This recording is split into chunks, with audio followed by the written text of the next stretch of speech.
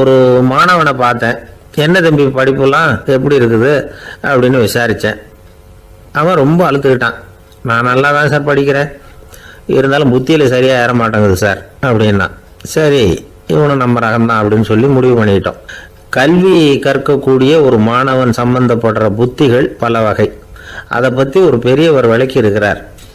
மிருத்து புத்தின்னு ஒன்று இருக்குதான். மிருத்துன்னா மண்ணால் செவுறு கட்டுறோம்ல, மண் சுவரில் ஆணி அடிக்கிறதும் சுலபம், அதை பிடுங்கி எடுக்கிறதும் சுலபம். அது மாதிரி சில பேர் குரு சொல்லி கொடுக்குறத சுலபமாக கேட்டு தெரிஞ்சு வச்சுக்குவாங்க, கொஞ்ச நேரத்தில் சுலபமாக மறந்தும் போயிடுவாங்க. இது மிருத்து புத்தின்னு பேர், மண் புத்தி. தாரு புத்தின்னு ஒன்று உண்டான். தாருன்னா மரம். அதில் பச்சை மரத்தில் ஆணி அடிக்கிறது சுலபம், ஆனால் அது எடுக்கிறது கஷ்டம்.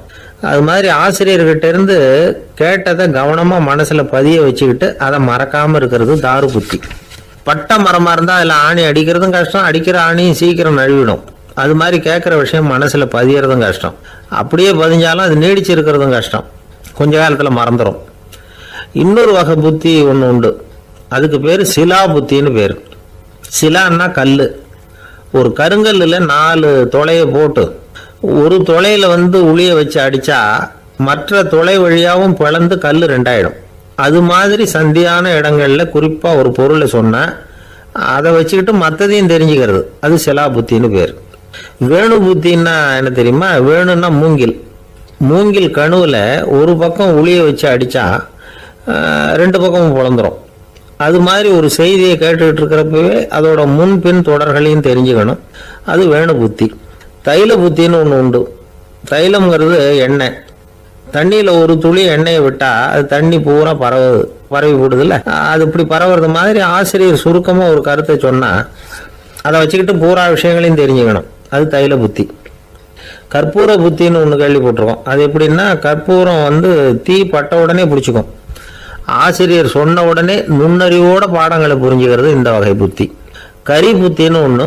அது எப்படின்னா, கரியில் நெருப்பை வச்சு விசிறிய பிறகு அதுக்கப்புறம் அது கறி நெருப்பாகும். அது மாதிரி காலம்பரை சாயந்தர வேலைகளில் ஆசிரியர் பாடம் சொல்லி கொடுப்பார், அதை கொண்டு புரிஞ்சுக்கிறது இந்த வகை. கதலித்தண்டு புத்தின்னு ஒன்று சொல்லுவாங்க. கதலிங்கிறது வாழை மரம். வாழைத்தண்டில் தீ வைக்கிறது எவ்வளவு சிரமமோ அவ்வளவு சிரமத்தோட கல்வி கற்கிறது கதலித்தண்டு புத்தி. இதை தவிர இன்னும் சில வகையான மாணவர்களை கூட அடையாளம் காட்டுறாங்க. ஆசிரியர் சொன்னதில் நல்லதை மட்டும் எடுத்துக்கிறவன் அன்னம்.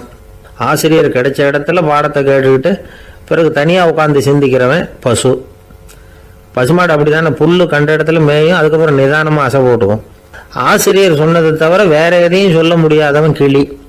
பல இடங்களில் பாடங்கள் கேட்டு கடைசியில் ஒன்றும் புரியாமல் போகிறவன் ஆடு. ஆடு ஒரு செடியில் வயிறார மேயாது, ஒரே செடியில் இக்கரைக்கு அக்கறை பச்சைன்னு அங்கேயும் இங்கேயும் அலைஞ்சிக்கிட்டே இருக்கும். சில பேருக்கு எருமைன்னு பேர். எருமை எப்படின்னா குளத்து நீரை கலக்கி தான் குடிக்கும்.